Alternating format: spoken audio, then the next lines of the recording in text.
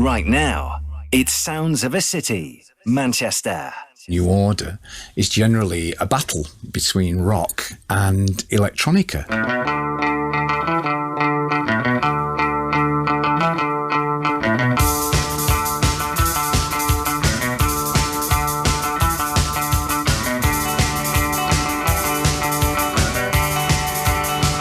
Corruption and Lies, I think, was the album where New Order became New Order, really. Having a bit of a punk attitude within the technology. Technology in 1982 was taking great leaps. I mean, a lot of records don't date, but this one's not dated, it's still 10 years ahead. Also, some idiot never put the titles on the cover, so I don't actually know what the tracks are called. Making the LP, Power, Corruption and Lies, was very difficult. As it gets more electronic and more machine-like, his voice is like the human in the machine. Could only Mancunians do it? I think so, yeah. The chemistry between Bernie, Stephen and I that created that wonderful record.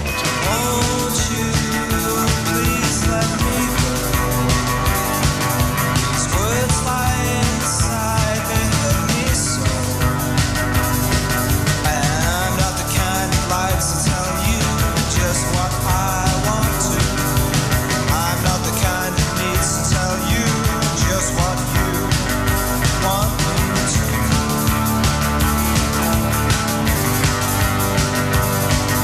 I saw you this morning, I thought that you might like to know.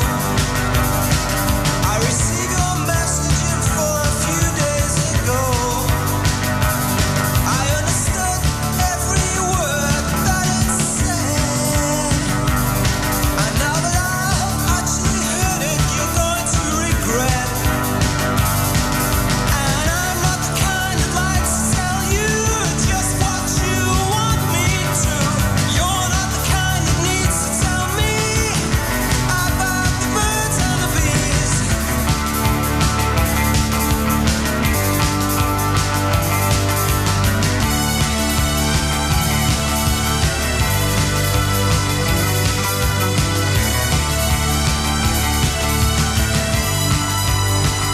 I'm Colleen Murphy, and welcome to another episode of Sounds of a City.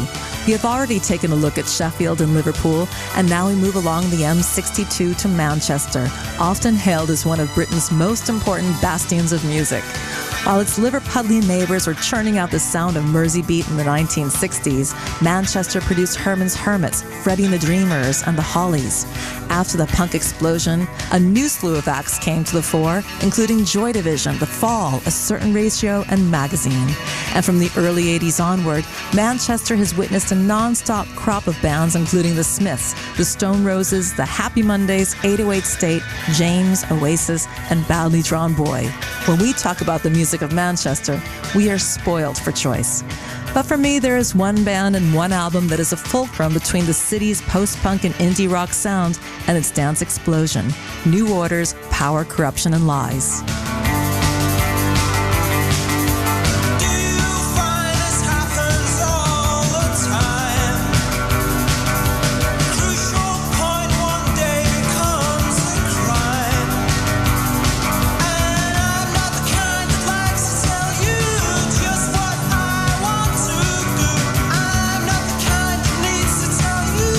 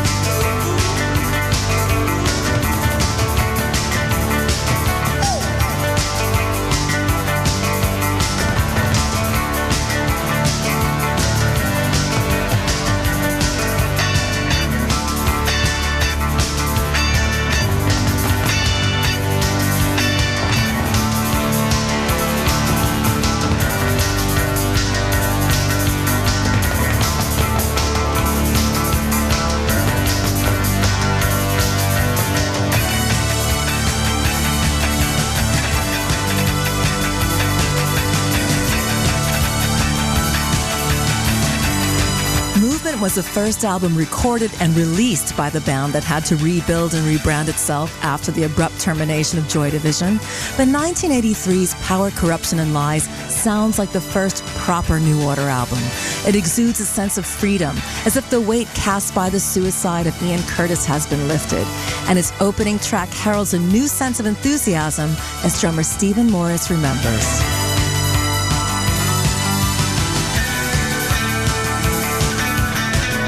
The most enjoyable one was actually Age of Consent, because that was kind of like a real straight ahead, load of energy thing. Once we got into it, everything kind of started gelling, really. Martin Moscrop from A Certain Ratio also sees this song as a turning point. The opening track, Age of Consent's typical Steve. It's still like Joy Division drumming, but it's the beginning of the poppy New Order.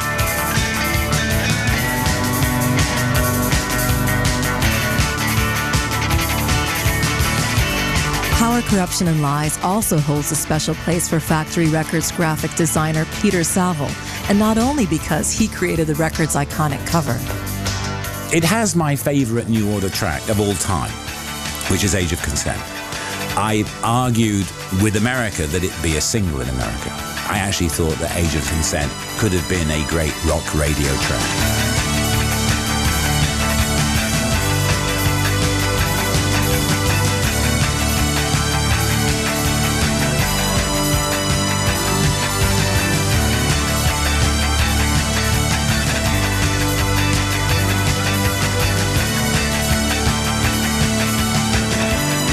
And bassist Peter Hook fondly recalls this era and its newly found sentiment. The optimism and what felt like a real growth in economy after the awful end of the 70s. But my knowledge and my feeling of it as you went through, especially into an album like Power, Corruption and Lies, was that it was quite bright, optimistic and fun.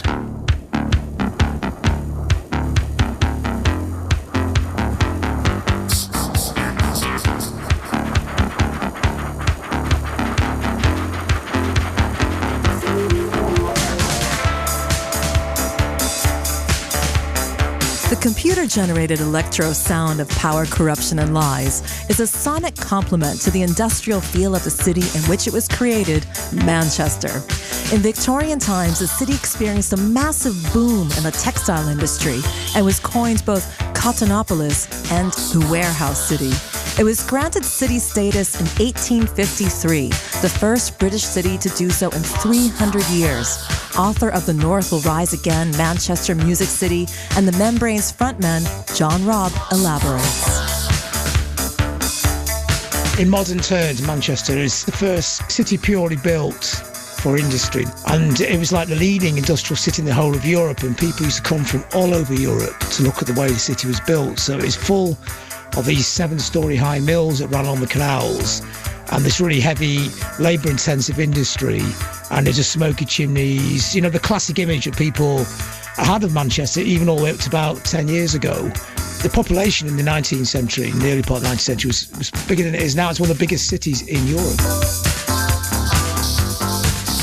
Author Dr. Hilaganda Rietveld moved from Rotterdam to the rainy city with Quanto Quango bandmate Mike Pickering, as the two of them had integral roles at the new Hacienda Club. She recalls what the city was like in the early 80s. Manchester was a strange place in 1982. It was very post-industrial. There was a lot of deserted buildings in the city centre. The city centre itself was quite deserted, economically quite deprived. There was a lot of sort of like depressed people around, and of course around that time, you know, also in the club there were a lot of people with overcoats trying to be like Joy Division and other kind of very depressed looking people. It was nothing like the rave sort of image that you would have of the Hacienda later on. John Robb. Tony Wilson would always say, the greatest about Manchester is it's a city of immigrants. You know, it's never been one of those cities that's not comfortable with immigration. It likes immigration. It likes the mixture because it's got a strong enough identity of what it is itself. And there is an argument, and it is a fantastic argument, that the whole Renaissance of Manchester was born out of punk rock. And you could, if you really want to stretch this as far as you possibly could, is that it's born out of the famous Sex Pistols gig at the Free Trade Hall yet again.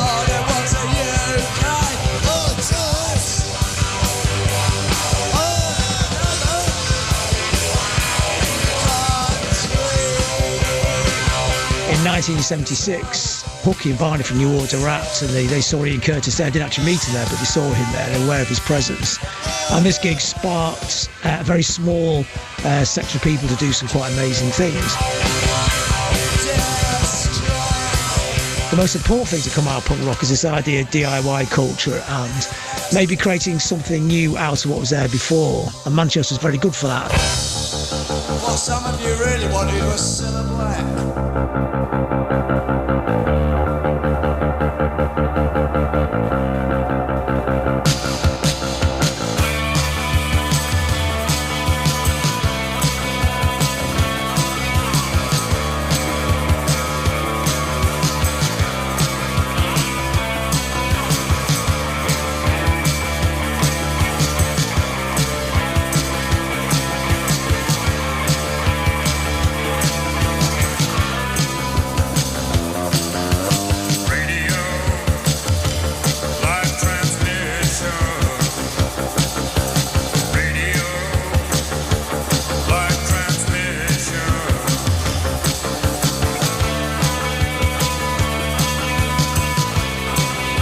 Peter Hook. The whole thing was a struggle. You know, punk was a very destructive, a very aggressive and nihilistic way of looking at life, and we were a very big part of it. Even though we came in just at the end of it and were labelled post-punk, you were still affected very much by your surroundings. Listen to the silence, let it ring on. Iceberg freelance is right of the sun. We would have a fine time living in the night. Left the blind destruction waiting for our sight.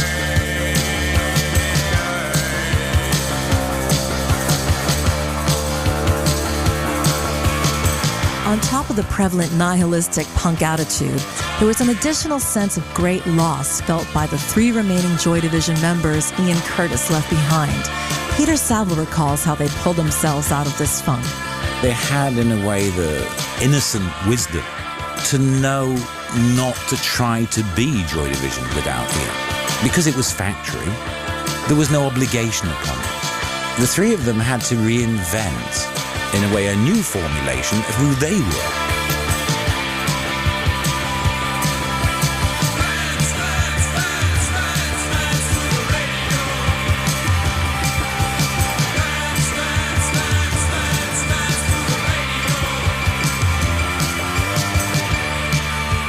There was always a creative chemistry between Bernard, Stephen and Hooky. With no disrespect, the sum being greater than the respective parts.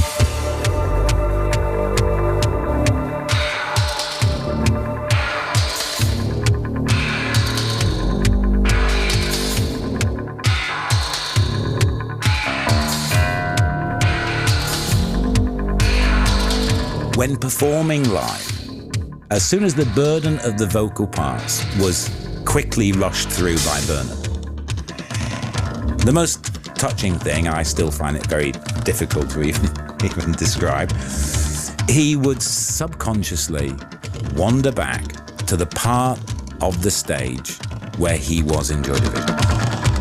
And this went on for years. I am weary of you before me. I see the best thing, the light of daybreak. It shines upon me. It's light on sea. No reason ever was given. No reason ever was. Stephen Morris. Being liberated, that was kind of some of the spirit of Power, Corruption and Lies, because it sounds bad to say it, but it felt like you were leaving Joy Division behind and you were kind of going off into new, interesting and actually quite enjoyable territories. It's kind of like you'd gone from black and white into colour.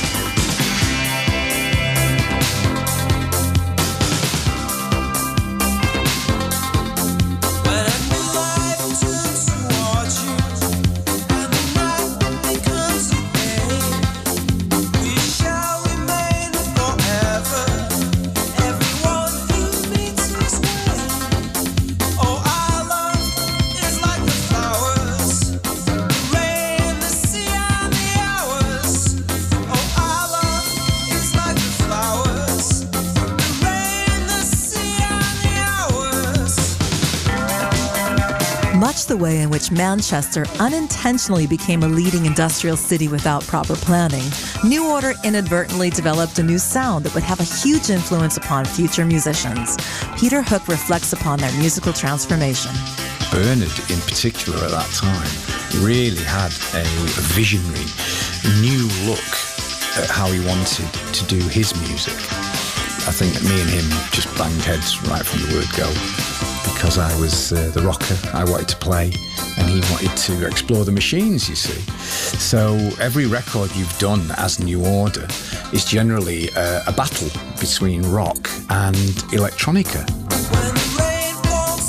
It wasn't planned, it just happened.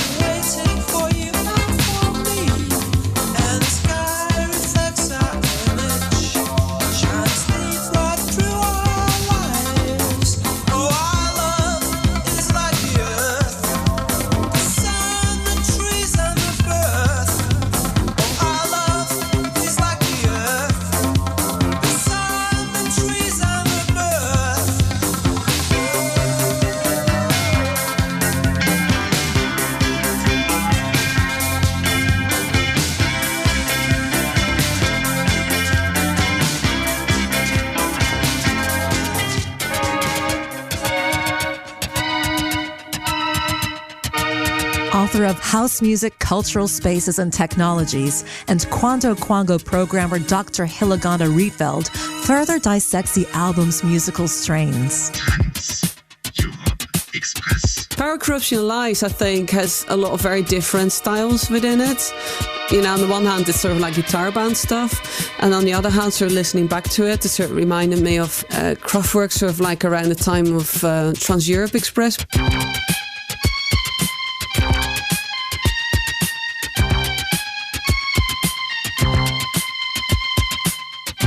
Stephen Morris.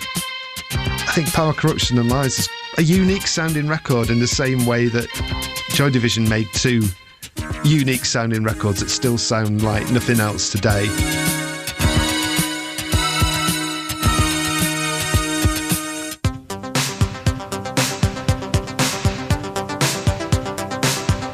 Your Silent Face.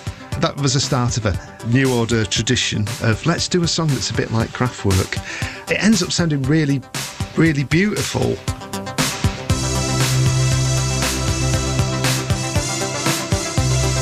We did a film shortly afterwards, and we had that playing over the introduction. It just really suited the landscape of Manchester in the dark,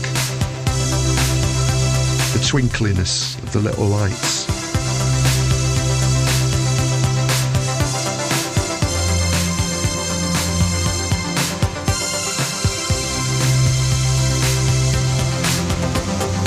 Thought that never changes, remains a stupid lie. It's never been quite the same. No hearing or breathing, no movement, no colour, just silence. The rise and fall of shame, search that shall remain. We asked you what you'd seen.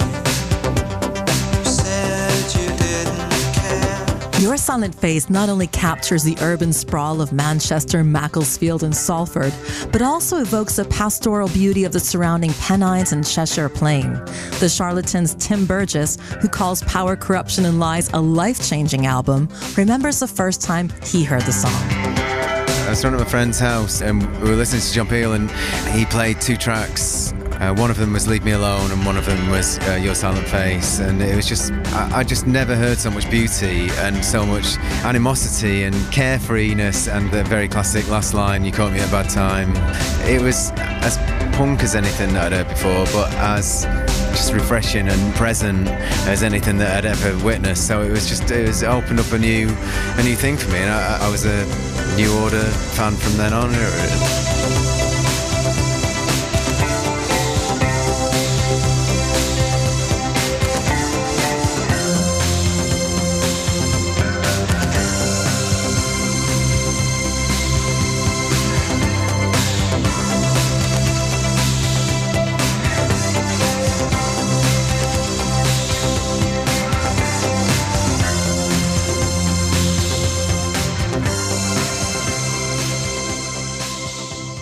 6 Music. First question I'd like to ask you is, how do you achieve the highly original sound that you've got? Unanswered for 5 decades, this may be the closest we'll ever get to knowing. This is Ron Mail from Sparks. And this is Russell Mail from Sparks. Get ready for a unique misadventure of musical miscellany. This is a 6 Music takeover. A 2-hour expedition into our minds and our record collections.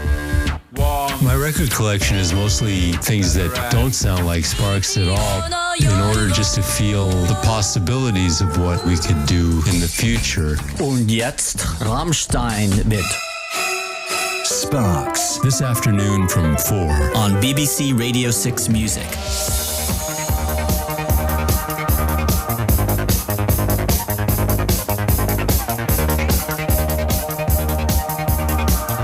Welcome back to Sounds of a City, New Order, Power, Corruption and Lies. Manchester was not only the world's first industrial city, but in the early 1980s was also on the forefront of technology, as Peter Hook demonstrates. Your surroundings are the biggest influence. It has to be the technology for me. Technology in 1982 was taking great leaps with regard to sequencers, synthesizers and drum machines. And we had embraced it very early on in Joy Division. Technological advances being influenced by Giorgio Moroder.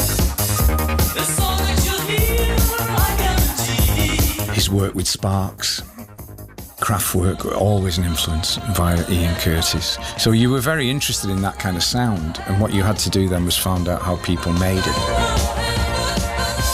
We found out how difficult it was to make.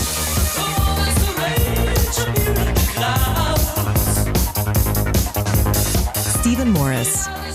When we got in to do Power, Corruption and Lies, we sort of translated it all onto this new gear, which sort of made everything sound a lot bigger and fatter and better, we thought. I was a big computer bore at the time. I used to go around telling anybody who half wanted to listen that computers were going to take over the music business, as if such a thing could happen.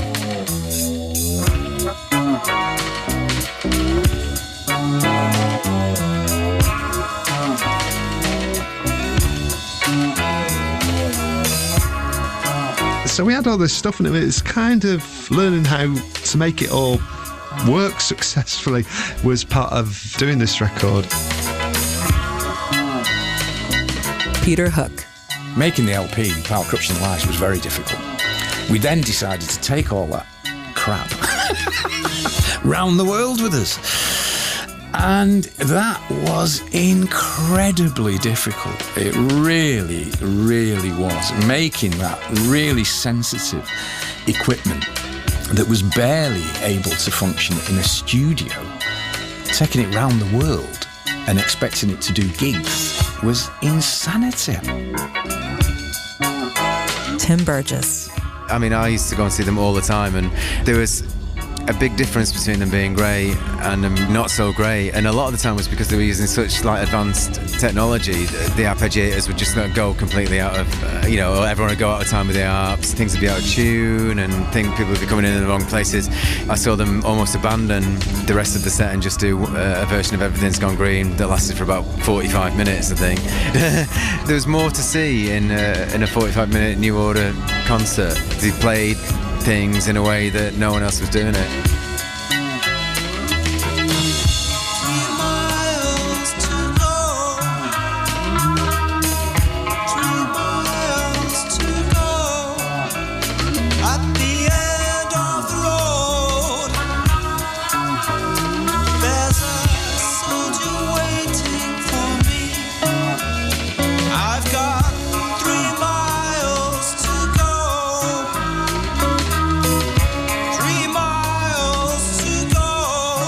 Sikhs had this shop called Chase Music in London. They did have a branch in Manchester for a long time, actually. And we used to say to them, you should pay us for using this, because we were like the guinea pigs of all this equipment. But, the thing was, it did give that album an absolutely unique sound. And it's very, very refreshing to actually hear it now, because it sounds fantastic.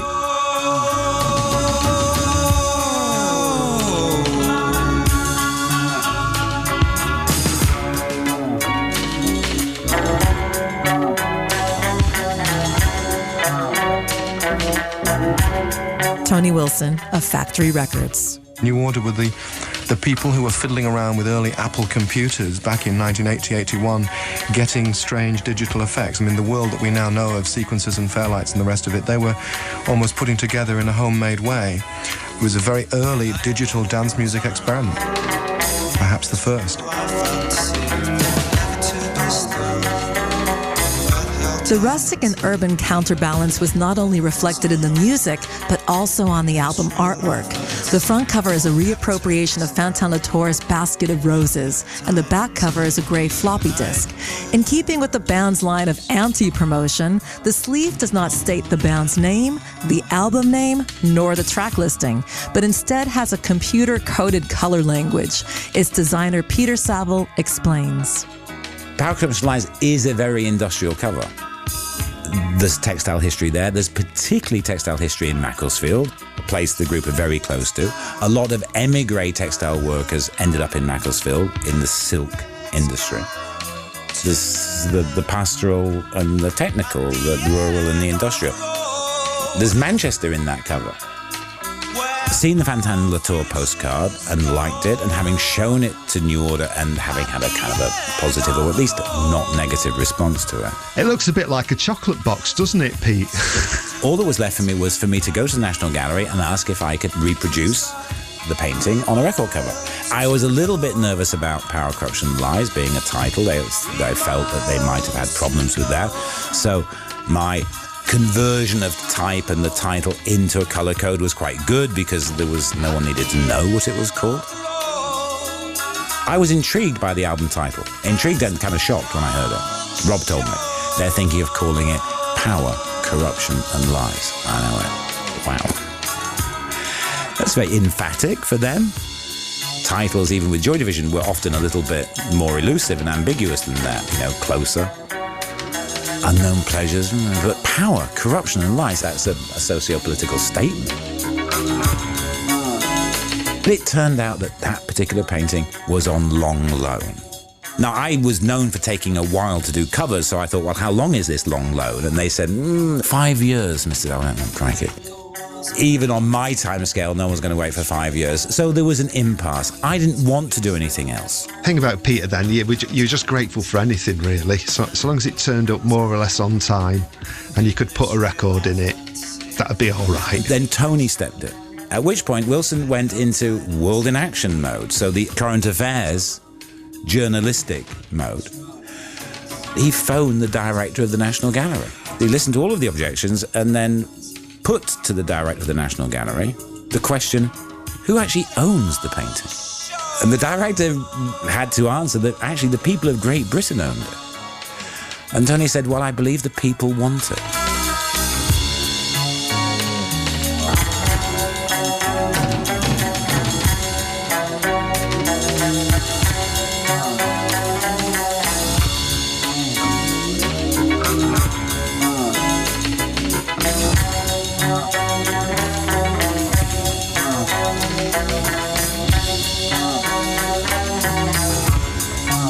Coming up after the news on Sounds of a City, we explore the biggest selling 12-inch single of all time, the bond between Manchester and New York, and the nightclub that instigated Britain's dance music revolution. Big music. This is BBC Radio 6 Music. BBC News at 1:30. I'm Catherine Cracknell. A woman who lay injured in a car for 3 days in central Scotland has died in hospital. Lamara Bell had been in the vehicle with her partner John Newell when it crashed off the M9 near Stirling last Sunday. Even though the emergency services were contacted that day, the couple weren't discovered until Wednesday. Mr. Newell is thought to have died on impact. The meeting of the leaders of all 28 European Union countries, which was meant to follow today's negotiations over the Greek economic crisis, has been cancelled. Eurozone finance ministers are meeting Greek officials in Brussels in another attempt to negotiate a bailout deal to prevent the Athens government defaulting on its debts.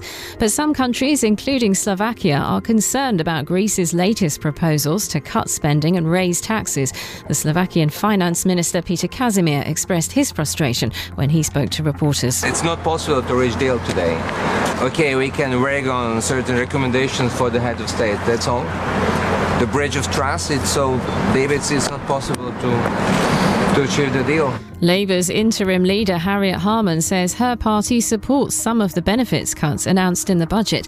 She said Labour won't oppose the Chancellor's plan to cut tax credits for families with 3 or more children. Police have named a 16-year-old boy who was electrocuted after climbing on top of a train in West Yorkshire. Kyle Bradley is understood to have touched overhead power cables. Tennis, and Novak Djokovic will be hoping to stop Roger Federer securing a record 8th Wimbledon men's singles title this afternoon. The world number 1 says Federer is a tough opponent. This is where he plays his best tennis, I think. The centre court of Wimbledon, 7 titles. It's his court. He loves it. He usually rises up to the occasion. He's always playing his toughest when it matters the most. So that's why he's a big champion. And it's going to be probably the biggest challenge I can have. And play gets underway in around half an hour. That's 6 Music News. The next update's 2:30. This is 6 Music. This is BBC Radio 6 Music.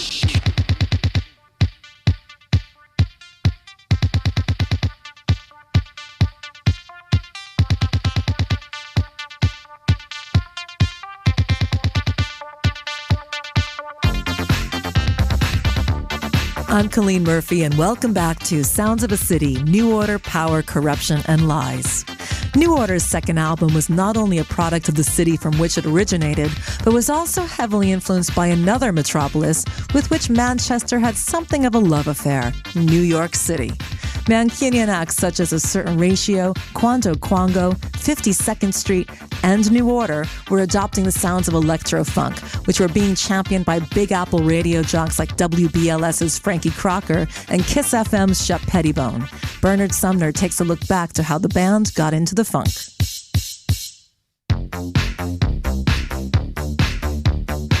I had a mate in New York. He was a DJ, and he used to send me over cassettes in those days of New York dance stations, and I picked like a few favourite tracks off,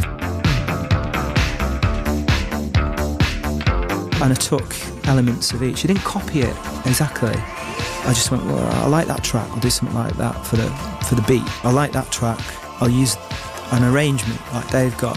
Right, I'll bring some strings in where they bring some strings in. Do a bass line like this old record, remember? So it was really a bit like a DJ mixing 3 of his records together and coming up with a 4th record.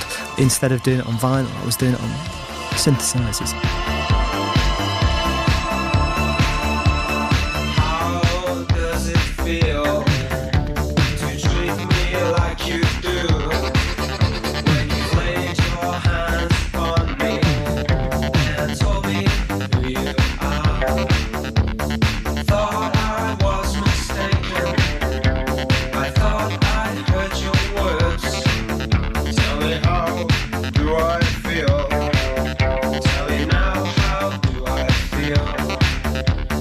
Those who came before me lived through their vocations from the past until completion.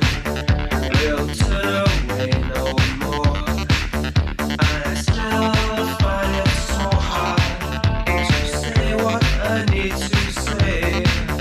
But I'm quite sure that you'll tell me just how I should feel today. The metronomic drummer himself, Stephen Morris. The one song that was technically difficult to record was, of course, Blue Monday, even though it's not on Power, Corruption and Lies. For me, in my head, it's always part of it because we did it at the same time.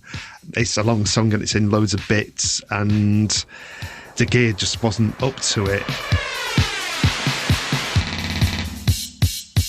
I see a ship in the harbour.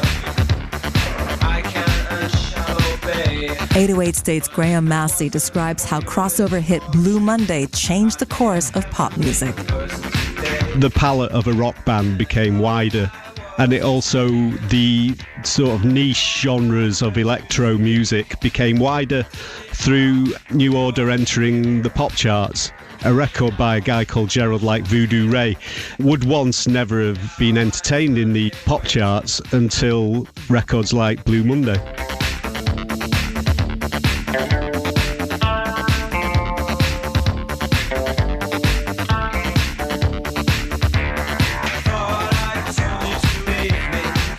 Stephen Clark was the Hacienda's first resident DJ. Although the clientele were a mixture of Mohicans, goths, and other post-punk types, Tony Wilson told the DJ he wanted black music played at his new club. Here, Clark reveals how one of the records he played inspired New Order to create one of the biggest indie dance records of all time.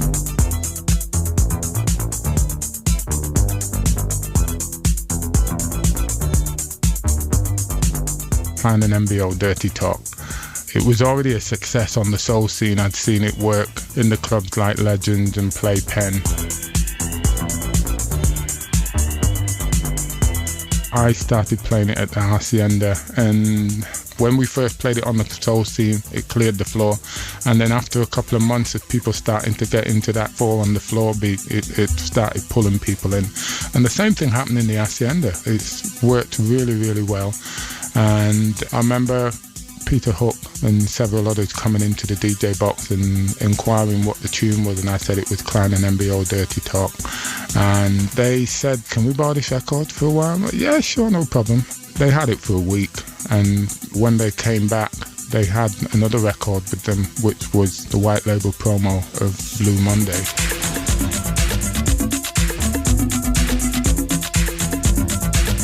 And Blue Monday was played to death in the Hacienda. It was the record I felt that broke the mold, that really brought people into that electronic house kind of sound.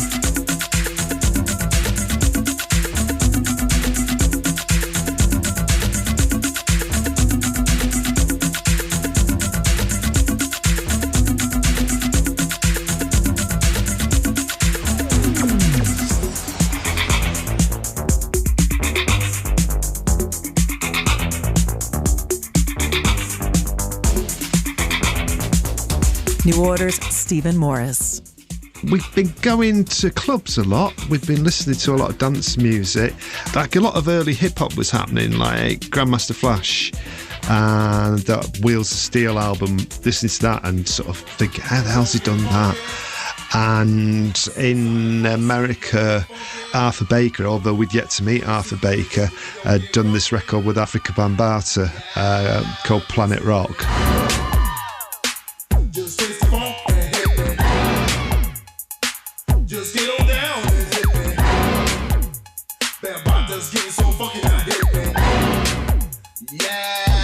I thought that was amazing because it took Kraftwerk and kind of put it somewhere else, and just wondered, how's he done that?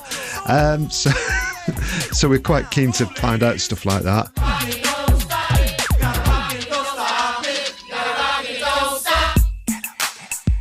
One thing I can remember at the time, Rob, our manager, made us listen to Marvin Gaye a lot. I don't think anybody wanted to, but he put it on every day because Midnight Love album had come out and he just got it, and every morning he'd put it on, so we listened to that whether we wanted to or not.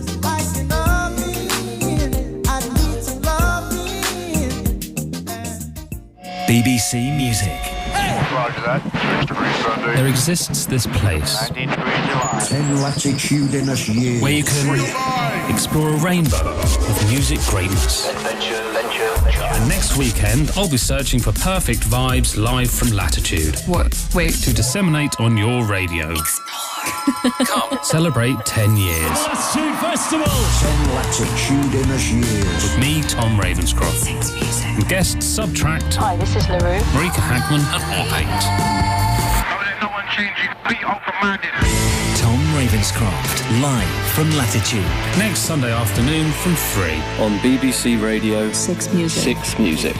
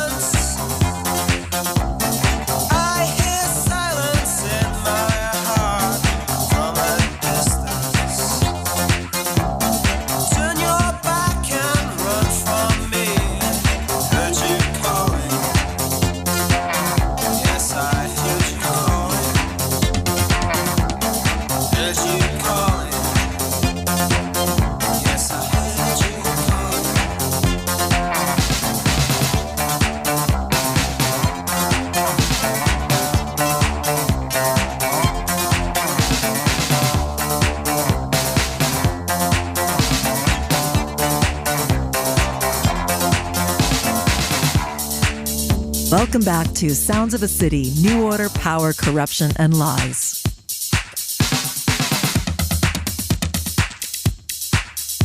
New Order's Peter Hook.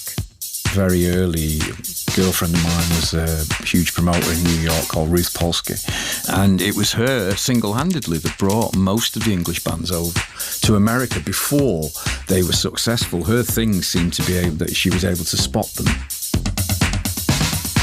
She broke Teardrop Explodes, she broke Echo and the Bunnymen over there, she broke New Order. It was her that was taking over Joy Division for the ill-fated American tour. So she was a real visionary in that respect, and her day job was running.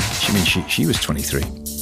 You know, when you look at these people now at that age, now that I'm nearly 60, I'm going, my God, they're young to be doing that. You know, I mean, it's amazing to think that Rob Gretton was managing New Order and he was only 24. But I think that was part of the old punk ethic. You know, the whole thing about it was that if you want to do it, do it. That's what Johnny Rotten said to us. And I think that went right round the world with all sorts of people. And Ruth Polsky was one of those people. Now, Jimmy Page, Robert Plant, never said that.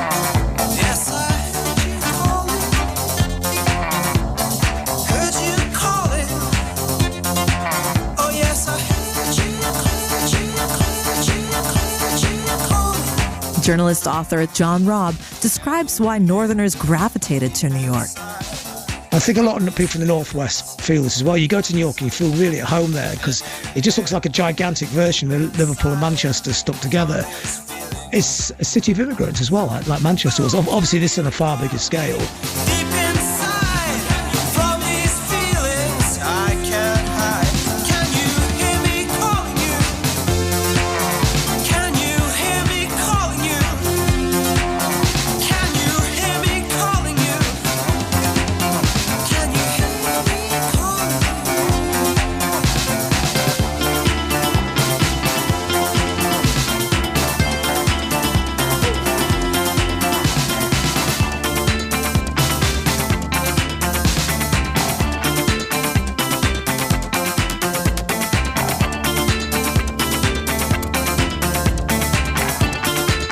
Factory Records' Tony Wilson loved New York so much that he had a loft in downtown Manhattan, where a certain ratio crashed for a bit of time. Martin Moscrop remembers the appeal of clubs like Hurrah, the Mud Club, Danceteria, and the Paradise Garage. Going out to all the clubs there and seeing the birth of hip-hop in 82, 83, hearing electro funk, hearing how big Kraftwerk were in New York, hearing things like D-Train, You're the One for Me.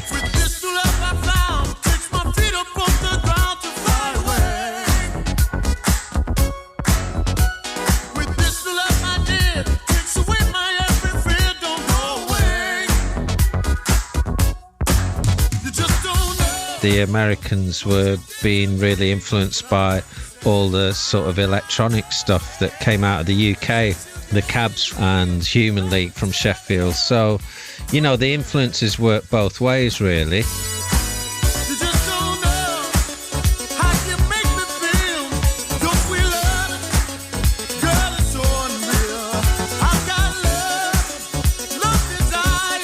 We love being in New York and we love New York.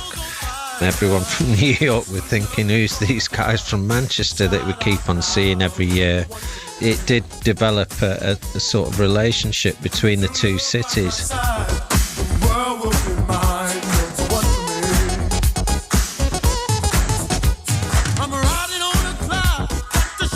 Graham Massey of 808 State. Manchester's always had this transatlantic connection direct with the American underground music scene. You know, that was one of the things that Factory established quite early on. We bypassed London, went straight to America. It's always been there. I think there's a similarity in that they're not capital cities. They're kind of cities that are kind of working class. The music scenes are both working class music scenes. They're about catering to people that work hard and come together and party at the weekend.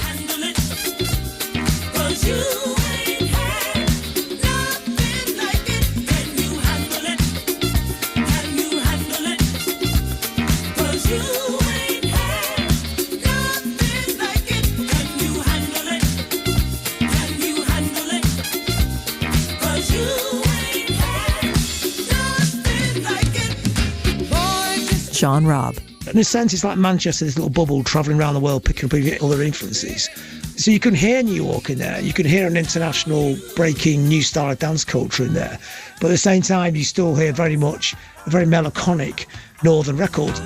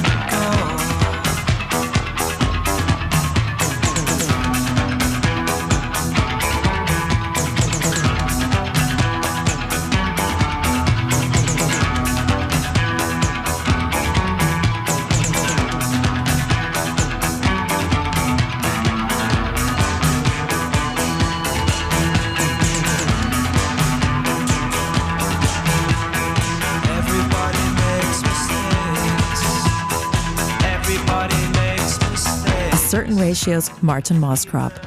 At the time in Manchester, all pubs used to shut at 11 o'clock and clubs were only open till at the very latest 2 a.m. in the morning because at the time we had a chief constable who didn't want anyone to have a good time.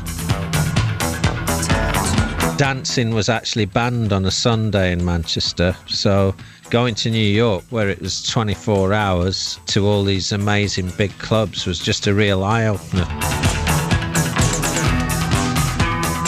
Not only did New York influence many of the factory's acts, but also their new club. Quanto Quango's Hilaganda Rietveld was very involved in the early days of the Hacienda, and she reveals the club's inspirations. Paradise Garage was like a real inspiration to us, and to this day I still remember the sound system, which is quite something after all these decades. 1983, it's a long time ago. And it sort of made us think about how we wanted to run the Hacienda.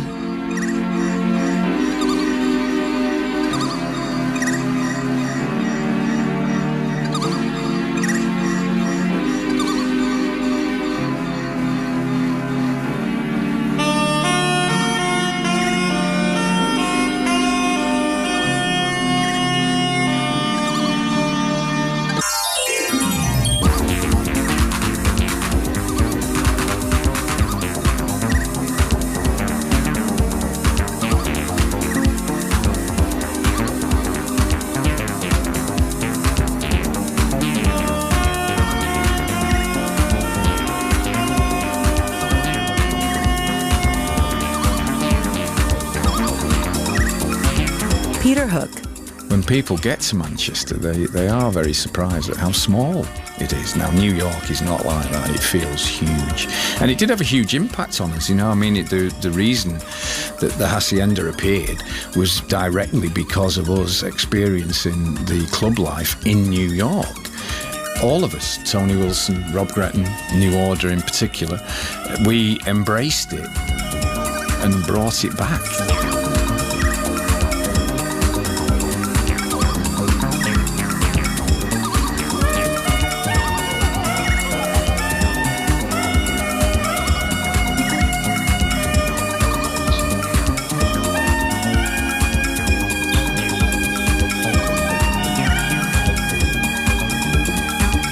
between Peter Saville, God bless him, and Ben Kelly, the architect, and Tony and Rob wanting to show off, I think. I think there was 24 in that position, 2 hit bands, huge Manchester label.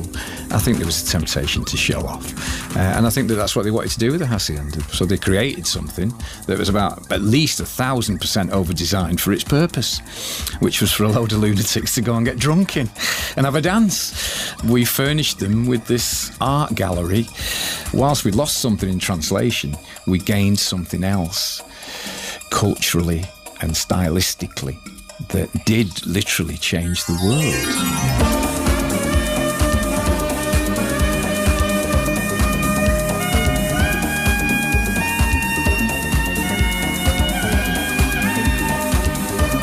John Robb. In the 60s, there'd been a mini resurgence in the city centre. There's Piccadilly Plaza. There's been some tall buildings built, some sense of optimism. And, that's when they knocked down the Holy Hume and recreated it as this kind of suburb of the future, whatever. But by the time you get to 75, 76, the city felt like it was kind of running out of energy and sliding. Couldn't really see what its purpose was. I think in a way, this small clutch of people in punk and post-punk gave the city a sense of purpose, a sense of identity, which is what music and sport do to cities. That's the culture, the people's culture. If your football team's doing well, you feel good about the place you live. If you've got the best soundtrack in the country, you feel good about where you live. Because it made people move to Manchester because something was happening.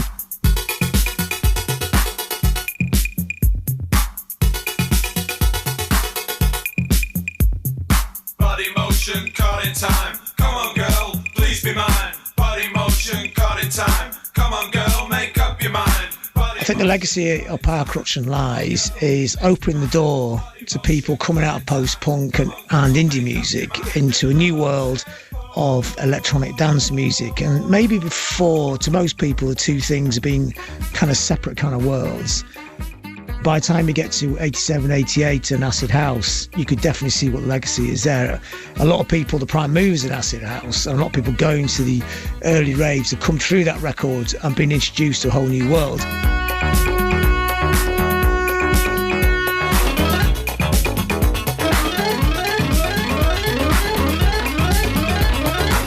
Not only did New Order's Power, Corruption and Lies inspire Mancunian acts like A Guy Called Gerald, The Happy Mondays and 808 State, but also British acts like the Pet Shop Boys, Primal Scream, the Chemical Brothers and Underworld. And Stephen Morris reveals how the influence can be heard even further afield.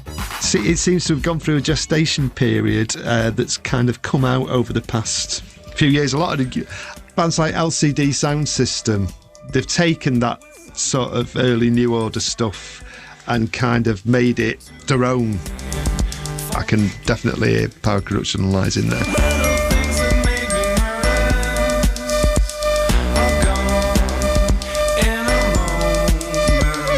From like 1982, but like put in a time machine and stuck in a studio with all this new gear, that's what we'd probably sound like.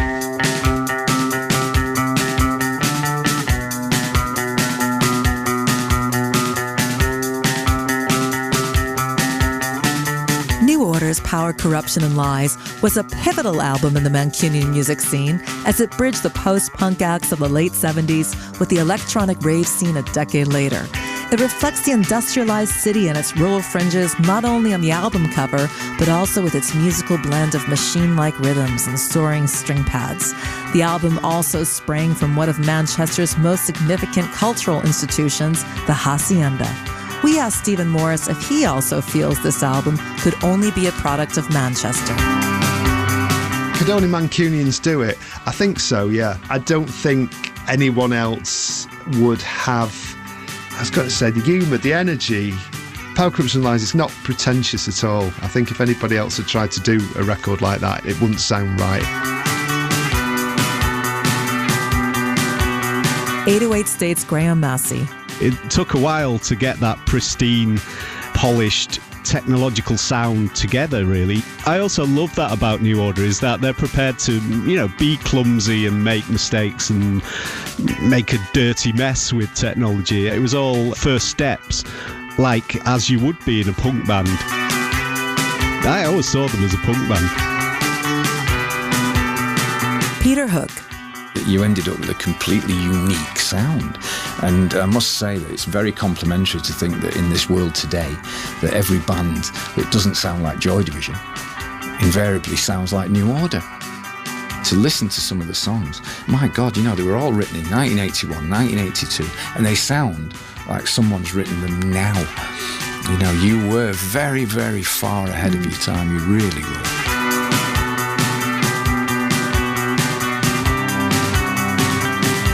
This is Colleen Murphy, and join me for our next edition of Sounds of a City when we head up to Edinburgh. But for now, I'll leave you with a final tune on Power, Corruption and Lies, Leave Me Alone. Thanks for listening. On 1,000 islands in the sea, I see 1,000 people just like me. 100 unions in the snow, I watch them walking, falling in a row. We live always underground, it's gonna be so quiet in here tonight. There's 1,000 islands in the sea, it's a shame.